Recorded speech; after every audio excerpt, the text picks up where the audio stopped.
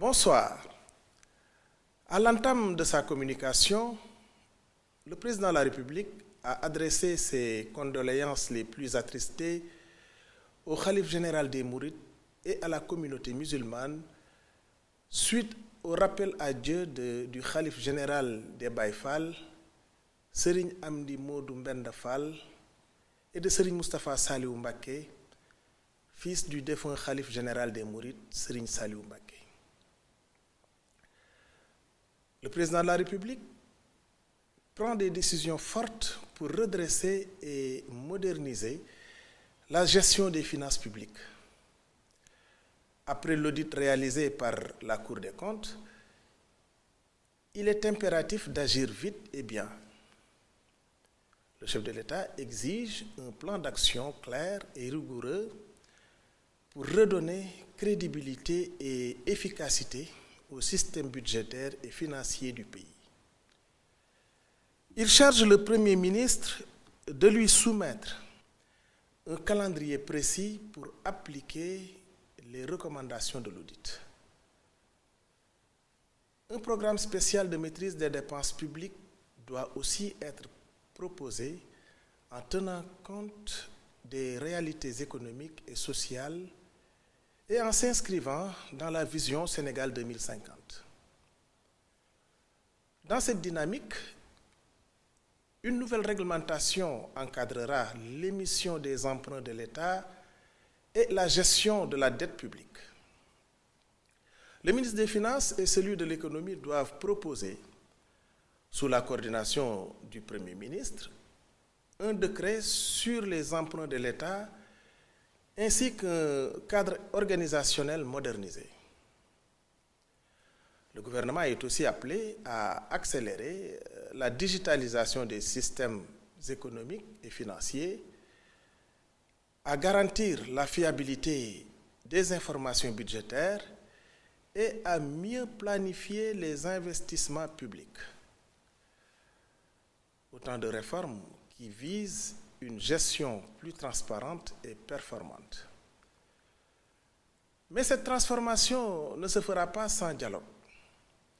Le président veut des concertations inclusives avec les syndicats, le secteur privé et toutes les forces vives de la nation.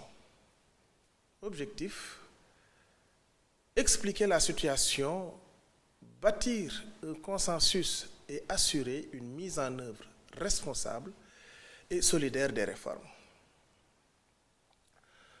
Autre priorité affichée, l'accès à l'eau potable pour tous, surtout en milieu rural. Le président demande au Premier ministre de renforcer les efforts pour garantir une distribution équitable et à coût maîtrisé. Un plan d'action global sera mis en place pour sécuriser la ressource en eau et moderniser les infrastructures d'approvisionnement. Cela passe aussi par une meilleure gestion des concessions et une tarification transparente, particulièrement en milieu rural. Le gouvernement devra également anticiper les défis liés au changement climatique avec un modèle économique viable pour le secteur de l'eau et de l'assainissement. L'État veut notamment développer des unités de dessalement et renforcer la lutte contre les inondations à travers des actions préventives et un meilleur entretien des infrastructures hydrauliques. Sur la scène internationale, le président a récemment représenté le Sénégal au 38e sommet de l'Union africaine en Éthiopie. Il y a plaidé pour une Afrique plus souveraine et un financement renforcé des projets prioritaires du continent.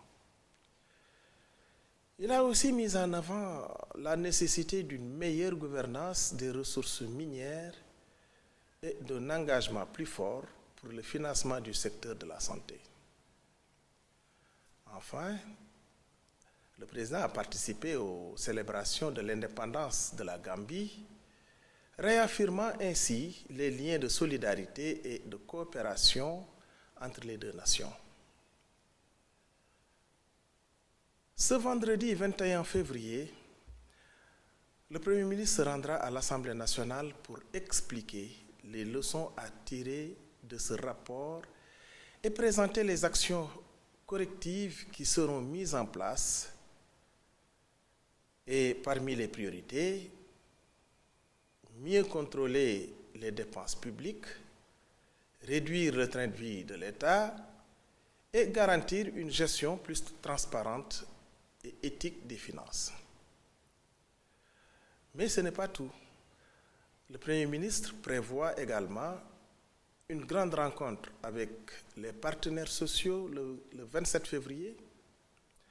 Cette réunion marquera le début d'un dialogue ouvert et inclusif avec l'objectif de mobiliser tous les acteurs de la société, les syndicats, les employeurs, la société civile, autour d'un même projet, redresser l'économie du pays.